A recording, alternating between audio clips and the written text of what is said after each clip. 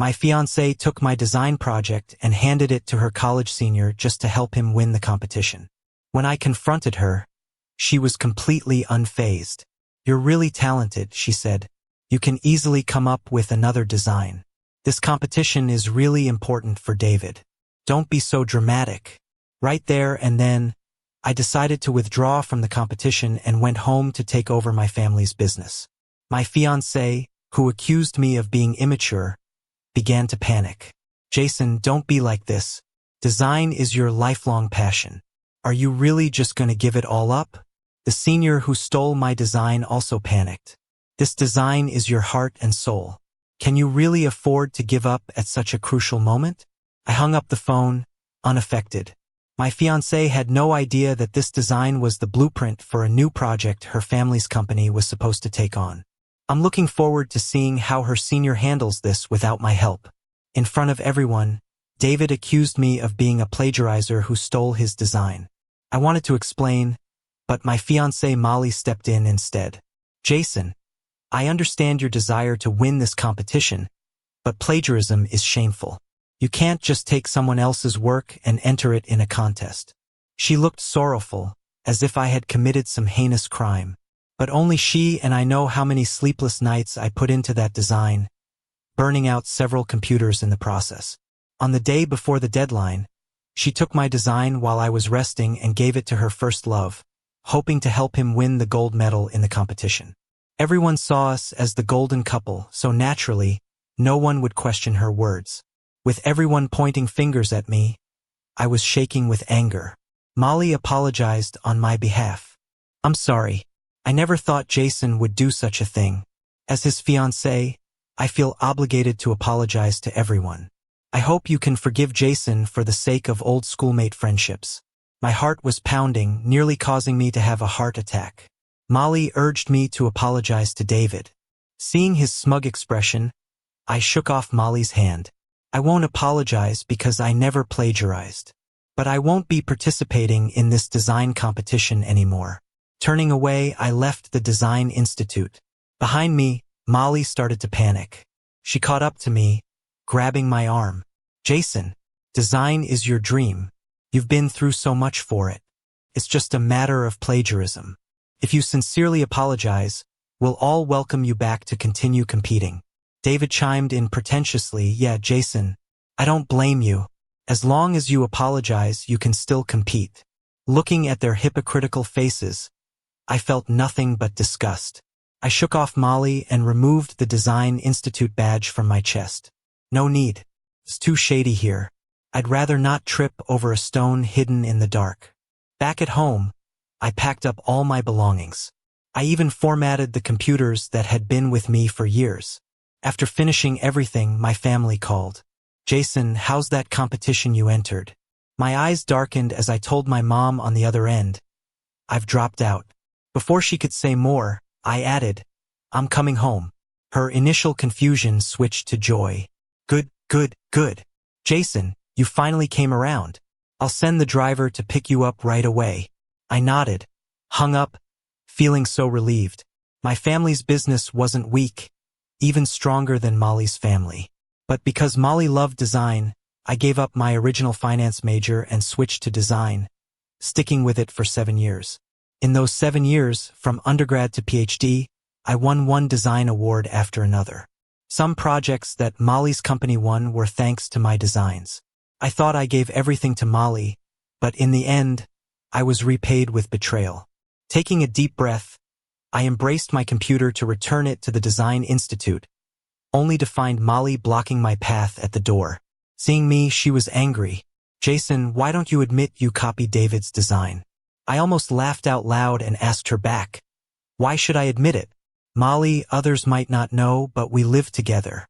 You know how many nights I spent and how much effort I put into this design. You know exactly how important this project is to me."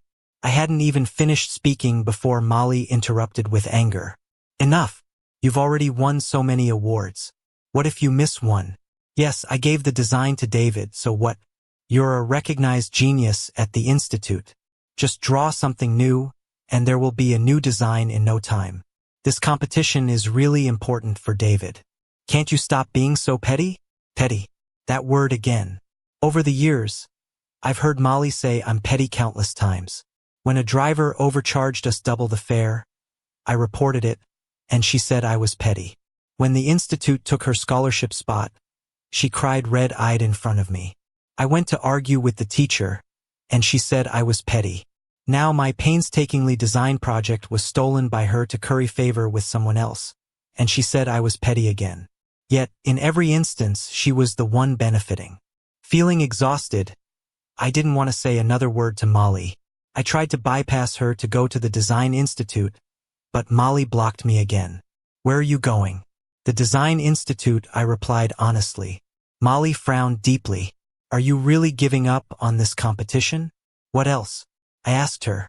Stay and work hard just to have my efforts taken by someone else? Clearly, that was exactly what Molly expected of me. She spoke up confidently. You can't just give up like this. Jason, I know what's going on at home. Without pursuing design, what will you do down the line? Stay and finish this competition, and afterwards, I'll get you a job at my dad's company. I felt like I was struck by lightning, standing there frozen. No wonder Molly was so confident. She'd figured I couldn't leave her. But she was wrong. I'm not the poor student she thinks I am, and even if I were, she couldn't just manipulate me like that. Thanks for the offer, but I refuse. After rejecting Molly's proposal, I was about to leave when she shouted at me. Jason, why are you so stubborn? Fine. If you dare to walk out that door, we're done. In 7 years, I'd heard Molly say she wanted to break up countless times. Every time, I was the one begging her to take me back. She acted like a princess, always ordering me around, never caring about my feelings. But this time, I was really tired. Sure, I agreed promptly, and then walked out the door with Molly looking shocked, caught a ride, and left. At the Design Institute, I turned in my computer. My mentor, Lily, seemed surprised. She adjusted her glasses and spoke in a somewhat exaggerated tone. Jason, I heard about what happened this morning. It's not a big deal. No one's blaming you. There's no need to resign over it. Lily's words sounded comforting. But I knew she had a hand in this too. I looked at her and spoke calmly. Lily, both David and I are your students. You know better than anyone our abilities. You should also know better whether I plagiarized. Lily's eyebrows furrowed. What are you implying? That I'm covering for David? Jason, you can lack some skills in design, but your character shouldn't be compromised. Behaving like this will get you nowhere in this field. I nodded in agreement. So I'm quitting. I'm done. Lily was furious, pointing at me, unable to say a word for a while. As I turned to leave, David and Molly appeared at the door. They overheard my conversation with Lily. David spoke fake sympathetically. Jason, plagiarism is plagiarism, but no one's blaming you. I've talked to Lily. We'll keep your plagiarism under wraps and let you participate in submitting the design project as an assistant. If we win an award, your name will be on it. How about that? David seemed so magnanimous. I almost wanted to applaud him if his project wasn't plagiarized from mine. I looked at his shameless face and spoke clearly. David, you've been in the design circle long enough to know that assistants aren't eligible for nominations in competitions, right? Especially in one of the highest profile design competitions, whose gold medal winner gains entry to the company headquarters, paving the way for a bright future. I don't care for an assistant position. I was just stating a fact. Molly jumped like a cat on a hot tin roof. Jason, what are you thinking? The project isn't yours in the first place.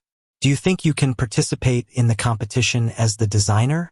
David's giving you an assistant role as a concession. You're lucky to have it. Take it or leave it. If you walk out today, kiss your chances of finding any design-related job in City A goodbye. Lily squinted her eyes, threatening me. I have friends in the education sector too. Jason, with a record like yours, no school will take you. Yeah, David chimed in. If I recall, you're in a combined bachelor's, master's, PhD program, right? With a record like this, forget about the PhD. All those years of study are wasted. The three of them smirked, thinking I'd stick to the path they'd set for me. I looked at them and suddenly changed my mind. Fine, I'll agree. Molly's expression turned to delight, though she still feigned arrogance. That's better. Jason, work hard. I've already talked to my dad. After the competition, we'll get married, and I'll arrange for you to join my company. Lily also promised I'd graduate on time. Yet I didn't want any of it. With less than 24 hours until the deadline, I was forced to stay at the Design Institute, officially as an assistant, but I was really finalizing the remaining design work. To prevent me from tampering, David and Molly watched me almost around the clock. I could only sneak a glance at my mom's messages during bathroom breaks. Jason, what's going on? Why aren't you answering my calls? I texted her back. Mom, I'm dealing with something. I'll definitely be home tomorrow.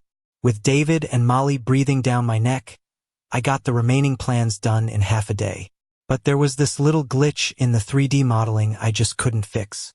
David was sweating bullets, and Molly kept calling me useless. I just kept a helpless look on my face the whole time. I've been sitting here all day. Even if I were a robot, I'd need to recharge. How about I go home, get some sleep, and come back in the morning to fix it? The competition's tomorrow afternoon, so we won't be holding anything up. But Molly wouldn't hear any of it. What if we don't make it in time? She said. Watching her fawn all over David had me laughing coldly inside. Then I faked a headache and passed out. They rushed me to the hospital and ran all kinds of tests. The doctor said I was just overworked and needed to rest. Hearing this, both Molly and David breathed a heavy sigh of relief. But when I didn't wake up, they had to spend the night at the hospital. Late at night, the two of them ended up getting cozy. I heard Molly whisper shyly, "Stop it. Jason's right there." David's voice was full of sleaze and desire. Doesn't that make it more exciting? Besides, I'm about to win the design gold medal. I'll be in the company HQ by then. What's Jason to me? Seemed like Molly bought what he was selling because soon they were all over each other, and I even heard that gross, slobbery sound. Trying not to gag, I quietly slipped out of the hospital while they were caught up in the moment. I called my driver and got out of City A, heading straight home. By the time Molly and David figured out I was gone and started desperately calling my phone, I was already on a plane homeward bound. Watching the caller ID flash on my phone, I turned it off, lounged back in my seat, and caught some well-needed Z's. When the morning sun hit my face, I was home safe. Mom had a whole feast waiting for me. The smell of it all made me realize I was finally home. I stuffed myself and then crashed on the soft, cozy bed, relishing in the rare relaxation. Back then, my relationship with Molly really strained things with my family. She spent money like there was no tomorrow. To keep up, I busted my butt sketching designs and barely had any me time over the past 7 years. Now I can finally do what I want. It feels amazing. Molly kept bombarding my phone with calls and texts. When she couldn't reach me, she began texting the same old stuff. Where did you go, Jason? Get back here. Stop messing around. Or I swear, I'm breaking up with you. I just sent back a TD, and the next second Molly called. My butterfingers accidentally hit answer and her yelling nearly blew out the speaker. What do you mean, Jason? Weren't we supposed to fix the bug this morning? Where the hell are you? Don't you know how much you're messing up things for David? I don't care where you are. You have 10 minutes to get back here or we're done. Listening to her rant, I just smiled a little and asked her, weren't we already done? From the moment you stole my design and gave it to David, we were finished. Molly, I'm officially breaking up with you. I was calm, like I was just talking about the weather, but Molly was stunned. After a pause, she raised her voice. Jason, are you breaking up with me? We just got engaged not long ago. I shot back, people get divorced all the time. Why can't we break off an engagement?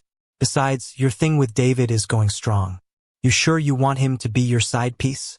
Molly flipped, calling me crazy and threatened to have Lily hold up my diploma and block me from working at her dad's company. I just laughed and sent her a pic of my family's big mansion. Look at this house, 3, 4 times bigger than yours. No diploma? Whatever. Like I care. As for a job, sorry, but I'm set to inherit the family business. No worker bee life for me. The competition was about to start, and David rushed to Molly, frantic to know what I'd do. Seeing her shake her head, he decided to wing it. Forget it, he said.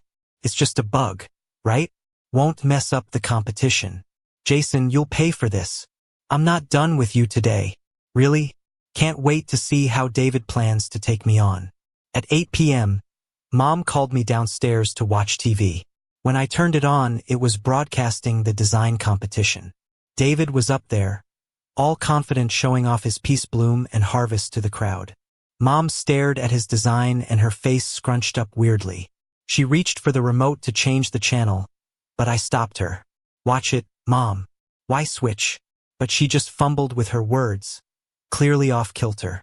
Finally, she asked, Jason, is there something going on at school? When I was working on Bloom and Harvest, I got stuck on this detail, secretly hit up the designer who had worked for my family back then for help. Turns out, Mom got wind of it and offered a bunch of design ideas for me to use as a reference. The relationship between my mom and me started to soften during that time. I knew there was no way I could hide it from her, so I just admitted it right away. My design was stolen. What? My mom practically exploded, not even looking at the TV as she leaped off the couch. Who did it? I'll call the committee right now and demand they cancel his entry. Stealing from my son. They're out of their mind. While my mom was fuming, I told her to calm down. Mom, don't trouble yourself. Soon enough, they'll face the consequences. My mom was skeptical, but I brought her a plate of freshly washed fruit. Trust me, Mom. When have I ever let you down? The live broadcast continued. As Spring Harvest was showcased, it grabbed everyone's attention. As the judges all showed approval, my mom was about to burst with anger even more. David sat up straight, relishing in the compliments. Until the presentation, that is. Confidently, he opened the 3D demonstration only to find the original model missing, replaced by bold letters. Plagiarism is shameful, in red with big exclamation marks. It shocked the entire audience. Everyone exchanged confused looks, unsure of what just happened. David was flustered, trying to shut down the presentation, but it was too late. The preset program began, detailing everything from design inspiration to concepts, which was totally different from what David had explained. But anyone could tell this was clearly more detailed than David's. David paled, trying to insist it was his unique display plan to stand out. But the judges aren't fools, especially after the presentation concluded with a question only the real creator could answer. They turned to David. You claim to be the author of Spring Harvest. Please answer the final question from the presentation. Holding the mic, David was sweating bullets, unable to respond. Seeing him like this, the committee announced on the spot that because of his suspected plagiarism, David was disqualified. I felt satisfied. My mom gave me a thumbs up. That's my son. Mom's gonna give you $1 million. Spend it however you want. I rushed off to the mall with the credit card she handed me. Being with Molly, I've been working like crazy on my designs to earn money. Today, I was definitely going to splurge. I tested out the latest sports cars and got myself a new wardrobe. Just when I was having the time of my life, Molly called, totally ruining the mood. I didn't answer, already knowing what she'd say, just chose to ignore her. But Molly, like a piece of gum stuck to a shoe, kept blowing up my phone, stopping me from paying. Helplessly, I blocked her. Finally, peace. For the next few days, I indulged. Bali one day, Venice the next, living it up. Even did bungee and skydiving, stuff I used to leave to Molly because I was stingy. And as I lay on a beach abroad, I thought, this is the life a rich kid ought to be living. I felt fulfilled. Molly and David weren't doing so well. Especially David, caught up in the plagiarism scandal, every morning waking up to harassment on whether he actually plagiarized. David was so overwhelmed that he couldn't sleep, visibly exhausted. Molly felt sorry for him, actively trying to clear his name. She shifted the blame to me in front of the media, claiming I was the one jealous of David and tampered with the presentation. David, trying to protect me from getting punished by the college, claimed the presentation was his work. A plagiarist exists, but it's Jason, not David. To back her claims, Molly even leaked an argument we had at the academy. With her guidance online, Many who didn't know the truth actually believed I was the thief, storming my social media to trash me. My accounts were flooded by justice seekers, and even my old dorm and home were attacked, vandalized with extreme threats. Mom was worried sick, but I just posted one thing on my socials: the answer to the question from the final presentation.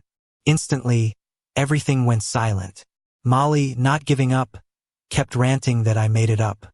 She used her engagement to me to further back up David. With this supposed title, Molly stirred up more chaos online, driving enough outrage to fill my comments section.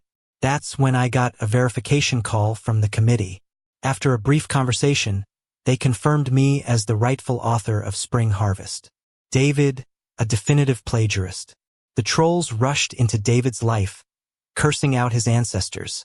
Under immense public pressure, the academy had no choice but to expel him. Even then, David couldn't find peace, with people following him, cursing him every day. I was satisfied with the outcome. Having had my fill of fun, I went to my mom's company to settle down. That's when Molly called, changed her number and caught me off guard, starting with a barrage of angry words. "Jason, happy now? Do you realize what you did to David? Stop hurting him or I'll never let you go." Her threats weren't new. I got annoyed. "You gonna stop me from graduating or keep me from finding a job?" "I told you I don't care. Do whatever with Lily. Just stay away from me. I don't need the negativity." With that, I hung up. Molly, still furious, texted more insults. Same old stuff, nothing new. To sum it up in one sentence: I will regret this. Haha, I'm already regretting it now. But not because of what I'm doing, but because I was blind back then. How could I have ended up with such an idiot? Thoughtfully, I blocked Molly's new number and headed into the CEO's office to start working. Honestly, being the boss feels way better than being a designer. Before, whenever anyone said jump, I would run myself ragged. Now, I finally get a taste of what it's like to be on the client side. But Molly's actions totally blew my mind. I imagined countless ways she might help whitewash David. Even marrying him and having the Lynn Group do some emergency PR crossed my mind. But this crazy woman took David's design proposal straight to her family's group and kicked off the project. I get her thinking, if the project gets off the ground, it would prove David's design is solid. Even if I have the committee's proof, it wouldn't completely shake off the suspicion of plagiarism. But reality isn't so rosy. I silently rejected the proposal, wanting to swallow Molly's company. I knew a big show was about to unfold in front of me. Molly was dead set on protecting David. She sank half her fortune into launching this new project and spent a lot on promotion. In less than 3 months, her new project wrapped up successfully. On the completion day, Molly even invited half the media from City A to cover it. She made an impressive speech. As fellow students, I know David's character and ability like no one else. He couldn't possibly plagiarize. I want to use this project to clearly show everyone that David's plan is feasible. He's no thief. It was quite the speech and I almost clapped. But I knew David was all talk and no substance. For a plan to turn into a real project, a designer's guidance is crucial. Molly's group's new project shouldn't succeed, and I waited for it to flop. But to my surprise, their new project passed the inspection. Baffled, I even looked over David's design plan repeatedly and checked with experts, same conclusion. Suddenly, David called to gloat. "Jason, so what if you tampered with the animation demonstration? With Molly on my side, you're never going to beat me. You broke loser. This world isn't something someone poor like you can ever understand. Not only will I clear my name, but I'll also have Molly and Lily crush you. Get ready to kiss your life goodbye." David's arrogance suddenly made a possibility occur to me. I secretly called in a tip to request a new inspection of her project. But before the results were even out, there was an accident at their new project. A company held a large event without approval and a section of the building collapsed, causing hundreds of casualties. The Lynn Group instantly became a trending topic. Molly quickly launched emergency PR, claiming the builder cut corners. But the builder was her own uncle. She had no choice but to change the blame to the materials supplier. Too bad that supplier happened to be a subsidiary of my mom's company. When it was clearly BS, I didn't let her off the hook. I immediately provided relevant proof, shutting Molly down instantly. Before she could find another excuse, the results of the inspection I requested came out. The Lin Group's new project had critical design flaws, unfit for construction. This time, no matter how Molly tried, she couldn't talk her way out of it.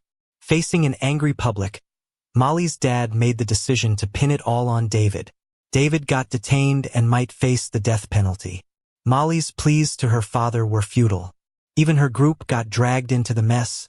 The stock dropped overnight.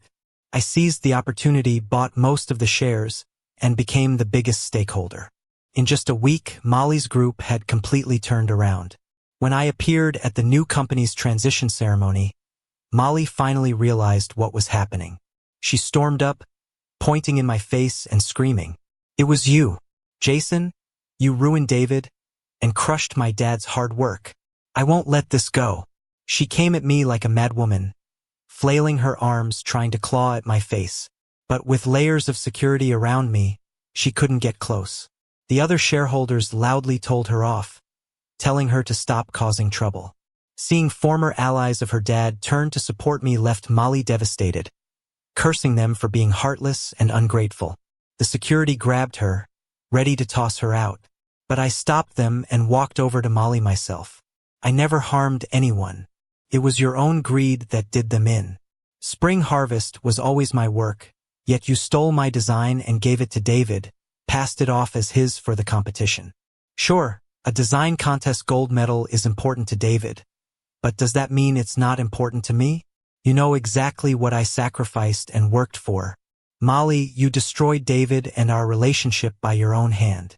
Molly was speechless, then stubbornly insisted, "Lin's company is innocent. Jason, what right do you have to take it down? You destroyed my dad's life's work. Don't you even feel a pang of guilt? He saw you as a son-in-law, and you stabbed him in the back. How could you?" I threw a contract at her. "Do you know why your dad agreed to our engagement? It was because I promised that once I won the design gold, entered the company, I would design all of the group's projects for free. Molly, from the first day we got together, I was always planning for our future. But what about you?